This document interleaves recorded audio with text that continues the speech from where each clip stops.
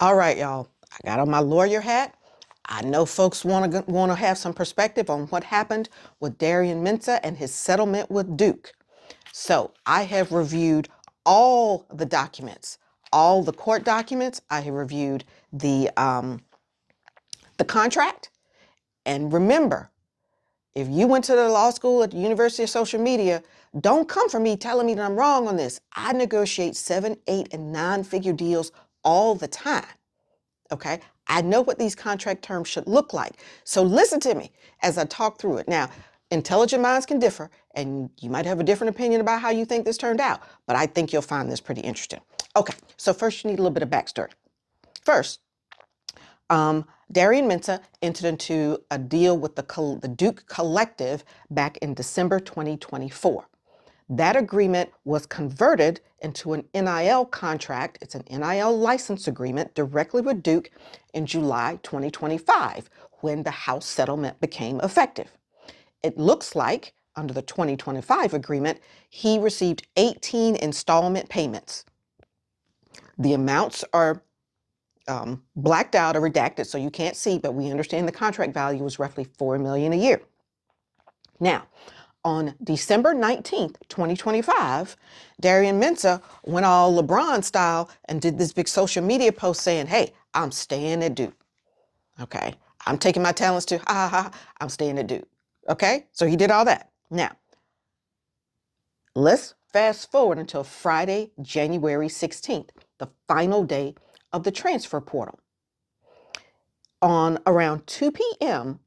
on that day, social media posts started circulating indicating that Miami was going to buy out Mensah's contract for $4 million, pay him roughly $6 million. So it was described as a $10 million package. Okay. He was going to give a full ride to his sister, who was on scholarship, I think played soccer or maybe volleyball at Oregon, and get her some sort of NIL deal. He was going to get some sort of Adidas deal, and he was going to get country club housing, whatever that is. That started circulating at 2 p.m. on the final day of the transfer portal. Well, Mr. Mensah, did not inform Coach Diaz until roughly 4 p.m. that he was planning to enter the transfer portal. And a few minutes after he notified Coach Diaz, he sent the email to compliance to do the necessary to enter him into the transfer portal. Okay? Now, around 5 p.m., he posts on social media that he's leaving. Duke says that these actions are consistent with breaching the contract, the NIL license agreement. Okay? Now, compliance has 48 hours or 2 business days to enter the information once the student athlete gives the complete information, they have 2 business days to enter that information into the transfer portal, officially putting that athlete in the portal. As it turns out, since he notified the university at the close of business on the 16th, on Friday the 16th, and Monday was MLK, a federal holiday, their obligation to get everything put in went to the 20th or the 21st. Okay? So, before the 48 hours passed, Duke had submitted an arbitration demand and sought a temporary restraining order to keep Darian Mensah from entering the transfer portal. Okay? The court granted the temporary restraining order, but said that Duke had to enter him into the transfer portal, but Mr. Mensah could not transfer until after the preliminary injunction hearing and findings were resolved, until the preliminary injunction hearing was held on the 2nd of February, and then you'd have to wait for the findings of the court to be issued. Okay? All right. So Mensah files an emergency motion to reconsider on the 21st of January. By this point, he's got Darren Heitner as his attorney. And according to that motion, the motion says that Darian Mensah was unaware of the filing deadlines necessary for him to enroll at these other schools that might be interested in him. And things would start to happen if these enrollment deadlines would started to stack up on the 23rd of January were missed. And it was a potential that Mr. Mensah would be permanently barred from transferring to these schools. Permanent is too strong a word, but it might have got him for this semester. Okay. So then today, on January 27th, the parties announced a settlement, and they did not disclose the terms. Okay? Now, Duke has said that the settlement allowed both parties to move forward and suggested that they didn't want to sue a student and teammate, and they wanted to resolve the matter fairly and quickly. And Mensah's agent said that Duke engaged in good faith negotiations to reach a resolution. And as I understand it, Darian Mensah earlier today was seen down at the University of Miami. Okay? So, what do I think happened? Let's talk about the key features of the contract. The NIL license was exclusive to football and Duke. Okay? So, he could license his NIL to anybody on a non-exclusive basis, including Duke, except with respect to licensing with respect to the sport of football and higher ed institutions. Duke had an exclusive license for those two dimensions. Okay, so that means that his NIL to transfer was stuck at Duke. That's very important. Okay, now the second thing that you need to understand is there was no buyout provision in the contract. None. So all they talk about, Miami was going to pay the $4 million buyout, was smoke and mirrors, because there was no buyout in the contract at all.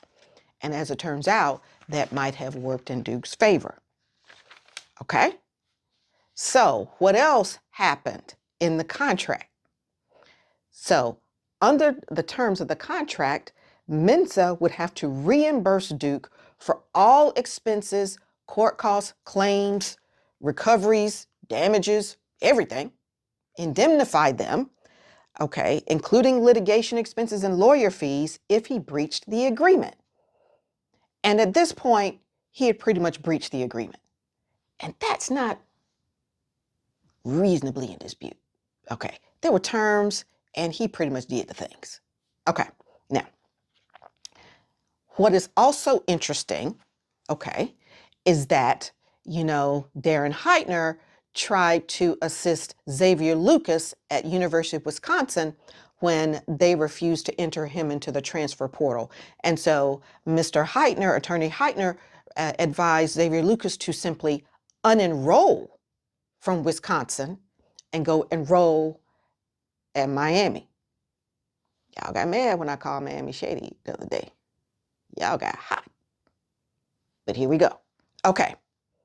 Now, what else is important to know here?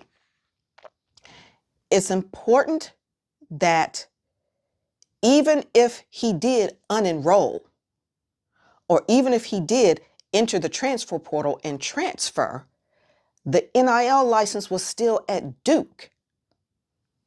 It did not go and could not go with him. Okay? Now, it's also important to know that even though y'all don't like the fact that these agreements are not paid to play, they are not pay to play. And so Miami could only give him a scholarship, could not enter into an NIL license agreement with him because his NIL rights were exclusive to Duke when it came to higher ed and football. And Darian Mensah wasn't trying to go to Miami to get a scholarship. Okay? All right. So, point number one, Darian Mensah was not in a great position, which is why he didn't just roll out. I know all you're thinking, oh, he can just go because these contracts are not enforceable. I keep telling y'all that's not true. Okay? So, if he could have just rolled out, he would have. If he could have just unenrolled, he would have. But the problem was the NIL, the license grant, was pretty well drafted, and the exclusivity meant that if he breached the agreement, he just couldn't take it with him. Okay, so that meant that without fighting Duke, which would have been long and expensive. Now, he might have won, and he might not have had to have, Duke might not have been successful getting the preliminary injunction, or if they did and they went to arbitration, maybe Duke would not have won the arbitration hearing. But Darian Mensah did not have time. Time was his enemy. And so he was going to have to pay back all that money to Duke that they are spending to try to keep him under the terms of the agreement. His license wouldn't leave, so he was going to be stuck not being able to monetize his NIL because that would be stuck at Duke until the resolution. And so he needed Duke to settle, or he was in a bad spot. Whether he ultimately would have won, the time was not on his side. So I think that Duke had the leverage because of the urgency of the timelines. So whether there was a monetary settlement or something else, we don't know. But I think that Duke was in a better position than Mr. Mensah to get something done. And so the analysis or the comment that his agent made, that they, what was the words that they used? Okay. Engaged in good faith discussions to reach a resolution is probably true. Anyway, that's what I think has happened. I know y'all social media lawyers got something to say, so let me know what you think.